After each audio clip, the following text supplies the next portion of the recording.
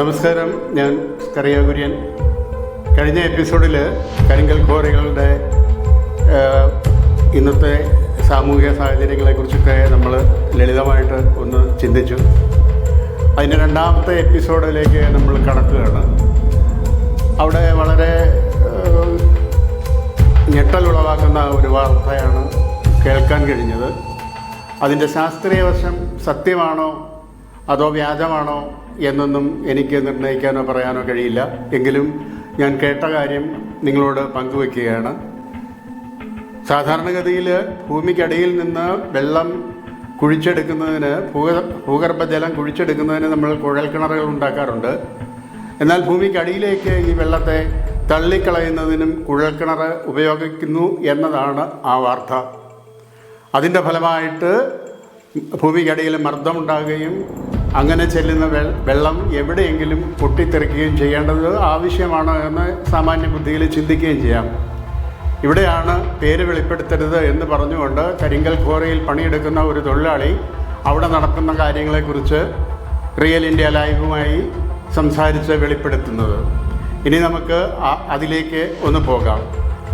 കുറച്ച് നാൾ കൂടി കഴിഞ്ഞാൽ കേരളത്തിലെ നാട്ടിൻപുറങ്ങളിൽ കുറേ വയസ്സന്മാരും പ്രായമായ അമ്മച്ചിമാരും മാത്രമേ കാണുകയുള്ളൂ. ചെറുപ്പക്കാരിൽ പ്രാപ്തിയുള്ളവർ ഇപ്പോൾ തന്നെ നാട്ടിൽ നിന്നും പോയി കഴിഞ്ഞു. പിന്നെ മിക്ക ഇടത്തും വന്നുകൂടുന്ന ചെറുപ്പക്കാരെന്ന് പറയുന്നത് അന്യസംസ്ഥാന തൊഴിലാളികളുടെ കൂട്ടമാണ്. ഇവർ ചിലപ്പോൾ അവരാകും നാളത്തെ കേരളീയ സമൂഹം. നാം അതിവേഗം വികസനത്തിൻ്റെ നാളുകളിൽ കണക്കുകൾ എഴുതുന്ന തിരക്കിലാണ്. വലിയ കെട്ടിടങ്ങൾ നിർമ്മിക്കുക, പാലങ്ങൾ പണിയുക, നഗരങ്ങൾ മോടി പിടിപ്പിക്കുക, റോഡുകളും വിമാനത്താവളങ്ങളും ഉണ്ടാക്കുക. അങ്ങനെ വികസനത്തിൻ്റെ കുതിച്ചുചാട്ടങ്ങളാണ് കേരളത്തിൽ നഗരങ്ങളിലും ഗ്രാമങ്ങളിലും നാം കാണുന്നത്. ഇതിനോടകം തണ്ണീർത്തടങ്ങൾ നികത്തി 44 നദികളുള്ള കൊച്ചു കേരളത്തിലെ ആ പറയുന്ന നദികളെല്ലാം തന്നെ കൈത്തോടുകളാക്കി ഉയർന്ന മലകൾ പലതും തകർത്ത് കല്ലും മണ്ണും ശേഖരിക്കുന്ന തിരക്കിൽ അതൊരു വലിയ വ്യവസായമായിട്ട് തന്നെ തീർന്നിരിക്കുന്നു. നിർമ്മാണ പ്രവർത്തനങ്ങൾക്ക് ആവശ്യമായ മണൽ ശേഖരിക്കുന്നത് പൂർണ്ണമായും വിലക്കി തൽസ്ഥാനത്ത് കരിങ്കല്ല് പൊട്ടിച്ച് ഉപയോഗിക്കാനുള്ള ടെക്നോളജി വികസിപ്പിച്ചു. വനമേഖലകളിൽ കയറി കരിങ്കല്ല് പൊട്ടിച്ചെടുക്കാൻ അനുവദിക്കാത്തതിനാൽ നാട്ടിൻപുറങ്ങളെ വലിയ കരിങ്കൽ ക്വാറികളാൽ സമ്പന്നമാക്കി. 10,000-കണക്കിന് ഉപേക്ഷിക്കപ്പെട്ട കരിങ്കൽ ക്വാറികൾ ചരിത്രത്തിലേക്ക് മിഴി തുറന്നു നിൽക്കുകയാണ്. ആ മേഖലകൾ ഇനിയും ഒരു കാലത്തും മനുഷ്യന് ഉപകാരപ്പെടില്ല. അത് ഭരണാധികാരികളുടെയും ആർത്തി പൂണ്ട ചില മനുഷ്യരുടെയും നിത്യസ്മാരകമായി എക്കാലവും നിലനിൽക്കും. നിരത്തിൽ എവിടെ നോക്കിയാലും കരിങ്കല്ലും മണ്ണും കയറ്റിപ്പോകുന്ന വലിയ വാഹനങ്ങളുടെ നീണ്ട നിരയാണ് കാണുക. എങ്ങോട്ടാണ് ഈ തിടുക്കപ്പെട്ടുള്ള യാത്ര എന്ന് ഒരു നിമിഷം ചിന്തിച്ചു പോകാതെ നിവൃത്തിയില്ലല്ലോ. ഇതിനിടെ ഭൂമി നിലവിളിക്കാൻ തുടങ്ങി. അത് മൂളലായും വലിയ മുഴക്കമായുമൊക്കെ പ്രകമ്പനം കൊള്ളുന്നു. അധികാരികൾ പറയുന്നു, ഭയപ്പെടേണ്ട, ഭൂമിയുടെ അധോഭാഗത്തെ ശിലാവാളികൾ നിരങ്ങി നീങ്ങിയതാവും, അല്ലെങ്കിൽ അധോഭാഗത്തുണ്ടാകുന്ന മർദ്ദമാകും കാരണം.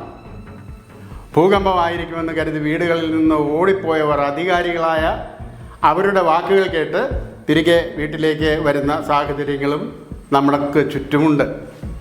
പക്ഷേ അറിയാതെ പോകുന്ന ചില ആപത്ത് സൂചനകളാണ് ഈ മർദ്ദവും മൂളലും മറ്റും.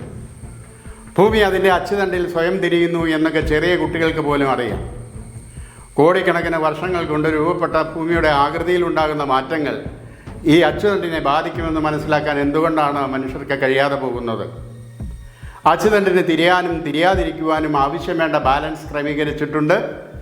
അങ്ങനെയാണ് ഈ മലകളെയും താഴ്വരകളെയും പർവ്വതങ്ങളെയും ഇവിടെ വനങ്ങളെയും മരുഭൂമിയെയും പ്രകൃതി സംവിധാനം ചെയ്തിരിക്കുന്നത്. ഇവിടെ അതൊന്നും ഗൗനിക്കുന്നില്ല. വ്യവസായ വിപ്ലവം ലക്ഷ്യമിട്ട് ഊർജം ഉൽപ്പാദിപ്പിക്കുവാൻ നീരൊഴുക്കുകളെ ബന്ധിച്ച് കൂറ്റൻ അണക്കെട്ടുകൾ നിർമ്മിച്ച് അതിൽ അഭിമാനം കൊള്ളുന്നവരാണ് മനുഷ്യർ. മണ്ണിനെയും മലകളെയും തമ്മിൽ ബന്ധിപ്പിച്ച് നീരൊഴുക്ക് തടഞ്ഞ് നിർമ്മിത ബുദ്ധിയിൽ ഉണ്ടാക്കി വച്ചിരിക്കുന്ന അണക്കെട്ടുകൾ തകരുന്നത് ഭാവനയിൽ കാണാൻ കഴിയുന്നുണ്ടോ? മുല്ലപ്പെരിയാർ ഏത് നിമിഷവും തകർന്നേക്കുമെന്ന പേടിയിൽ സമരം ചെയ്ത് കോടതി കയറി നടക്കുന്ന മനുഷ്യരെ കൂടി നാം ഓർക്കുകയും കാണുകയും ചെയ്യേണ്ടതുണ്ട്. നോക്കി നിൽക്കുമ്പോൾ ഉരുൾപൊട്ടുന്നു. എപ്പോൾ എവിടെ ഇത് സംഭവിക്കുമെന്ന് ഊഹിക്കാൻ പോലും കഴിയില്ല. ഉരുൾപൊട്ടലിന് വിവിധ കാരണങ്ങളും അത് ബാധിക്കാത്തവർ കൂടിയിരുന്ന് ചിന്തിച്ച് കണ്ടെത്തി വലിയ പ്രഖ്യാപനം നടത്തുമ്പോൾ അത് സാധാരണഗതിയിൽ ലോകം മറക്കുകയാണ് ചെയ്യുന്നത്. ഒരു വശത്ത് ഉരുൾപൊട്ടി മനുഷ്യർ മണ്ണിനടിയിലാകുമ്പോഴും മറുവശത്ത് മണ്ണും മലയും കുത്തിക്കവർച്ച ചെയ്യുകയാണ്. ഈ ഉരുൾപൊട്ടലിന് പിന്നിൽ ഒളിഞ്ഞിരിക്കുന്ന ഒരു വലിയ രഹസ്യമുണ്ടെന്ന് പേര് പറയരുതെന്നാവശ്യപ്പെട്ട് കരിങ്കൽ ക്വാറികളിൽ പണിയെടുക്കുന്ന ഒരു തൊഴിലാളി വന്ന് പറഞ്ഞ കാര്യമാണ് ഞാൻ ആദ്യം നിങ്ങളോട് പറഞ്ഞത്. കുഴിമടകളിൽ പതിയിരിക്കുന്ന അപകടം ചിന്തിക്കാൻ കൂടി ഇതുവരെ കഴിഞ്ഞിട്ടുണ്ടാവില്ല. തന്മൂലമാണ് മർദ്ദവും മുഴക്കവും മറ്റും ഉയർന്നു കേൾക്കുന്നത് എന്നാണ് അയാൾ പറയുന്നത്. അതിൻ്റെ ശാസ്ത്രീയ വശങ്ങളെക്കുറിച്ചൊന്നും നമുക്ക് ആധികാരികമായി പറയാൻ നമ്മുടെ മുമ്പിൽ തെളിവുകളൊന്നുമില്ല. കേരളത്തിലെ കരിങ്കൽ ഖോറികളിൽ ഈ വിധത്തിൽ കുത്തഴിഞ്ഞ പുസ്തകമായി കിടക്കുന്നതിൻ്റെ കാരണം എന്താണ്? രാഷ്ട്രീയ ഉദ്യോഗസ്ഥതല രഹസ്യ ധാരണകളും കൂട്ടുചേരലുമാണ് അതിൽ പ്രധാനം. കേരള നിയമസഭയിലും പാർലമെൻറ്റിൽ പോലും ഉയർന്ന പിടിപാടുള്ളവരാണ് ഇതിൻ്റെയൊക്കെ പിന്നിൽ. മൈൻ ക്ലോഷർ പ്ലാൻ സമർപ്പിച്ച് മൈനിങ് നടത്തിയ ശേഷം പ്രസ്തുത ക്വാറി പൂർവ്വസ്ഥിതിയിലാക്കി നിയമം അങ്ങനെ ചെയ്യണമെന്ന് വ്യവസ്ഥ ചെയ്യുന്നുണ്ട്. യാതൊരാളും ഈ നടപടി അനുസരിച്ച് മുൻപോട്ട് പോയിട്ടില്ല എന്നതാണ് ഈ രഹസ്യ കൂട്ടുകെട്ടിൻ്റെ ചരിത്രം നമ്മെ പഠിപ്പിക്കുന്നത്. അങ്ങനെ ചെയ്തിരുന്നെങ്കിൽ അനാഥമായി എന്നേക്കും ഉപേക്ഷിക്കപ്പെട്ട നിലയിൽ കരിങ്കൽ ഖനനം ചെയ്ത ക്വാറികൾ കുഴികളായി രൂപപ്പെടുമായിരുന്നില്ല. രണ്ടു തരത്തിലാണ് കരിങ്കൽ ക്വാറികൾ കാണപ്പെടുന്നത്. ഒന്ന് ഉയർന്ന മലകൾ, മറ്റൊന്ന് ഭൂനിരപ്പിൽ നിന്നും താഴോട്ട്. ഇവിടെയാണ് കരിങ്കൽ ക്വാറിയിലെ തൊഴിലാളികൾ വെളിപ്പെടുത്തുന്ന രഹസ്യം. കുഴിമടകളായി രൂപപ്പെടുന്ന ക്വാറികളിൽ മഴവെള്ളം കെട്ടിനിന്ന് അത് നിറയുമ്പോൾ ഖനനം സാധ്യമല്ലാതാവും. അതിന് ക്വാറി ഉടമകൾ കണ്ടെത്തിയ മാർഗമാണ് ഭൂമിക്കടിയിലേക്ക് കെട്ടിനിൽക്കുന്ന ജലം ഒഴുകിപ്പോകും വിധം കുഴലുകൾ നിർമ്മിക്കുക എന്നത്. എത്ര മഴ വന്നാലും തുള്ളി ജലം കെട്ടി നിൽക്കാത്ത വിധം ഈ കുഴലുകൾ ജലത്തെ ഭൂമിക്കടിയിലേക്ക് കൊണ്ടുപോകുമെന്നാണ് അവർ പറയുന്നത്. ഇപ്പോൾ മഴക്കാലമാണ്, കുഴിമടകൾ നിറയേണ്ട കാലം. അങ്ങനെ നിറയാതെയും വെള്ളമില്ലാതെയും നമുക്ക് ചുറ്റും പാറമടകൾ കാണപ്പെടുന്നുണ്ടെങ്കിൽ അവിടെ ഈ സംവിധാനം ഒരുക്കിയിട്ടുണ്ടാവുമെന്ന് നാം മനസ്സിലാക്കേണ്ടതുണ്ട്. ഭൂമിക്കടിയിൽ പലയിടത്തും ജലനിർഗമന ചാലുകൾ ഉണ്ടെന്ന് നമുക്കറിയാം. ആ ചാലുകൾക്ക് താങ്ങാവുന്ന ജലത്തിന് പരിധിയും ഉണ്ടാവും. ആ പരിധി നിർണ്ണയിക്കുന്നത് പ്രകൃതിയുടെ സ്വാഭാവിക ഇടപെടലിൽ നിന്നാണ്. അതിലേക്കാണ് മനുഷ്യൻ്റെ സൂത്രബുദ്ധി കടന്നു ചെല്ലുന്നത്. ഇത് ഭൂമിയുടെ അധോഭാഗത്ത് വലിയ മർദ്ദമായി രൂപപ്പെടുന്നു. ആ മർദ്ദം താങ്ങാവുന്നതിനപ്പുറമായാൽ ഭൂമിയുടെ ഉപരിതലം പൊട്ടിത്തെറിക്കും. അതെവിടെ സംഭവിക്കുമെന്ന് യാതൊരാൾക്കും കണ്ടെത്താൻ കഴിയില്ല. അതിനെ നാം ഉരുൾപൊട്ടൽ എന്ന് വിശേഷിപ്പിക്കുന്നു. സമീപകാലത്ത് ഉരുൾപൊട്ടലുകളിൽ കരിങ്കൽ ക്വാറികൾക്ക് ഈ പറയുന്ന വിധമുള്ള പങ്കാളിത്തമുണ്ടോ എന്ന് പരിശോധിക്കേണ്ടതാണ്. മാതൃഭൂമിയോട് ദ്രോഹം ചെയ്ത് മണൽക്കാടുകളിൽ രമ്യകർമ്മ്യവും വ്യവസായ സ്ഥാപനങ്ങളും ഉണ്ടാക്കി ഭാവി സ്വപ്നം കാണുന്നവർ കണക്ക് പറയേണ്ട നാൾ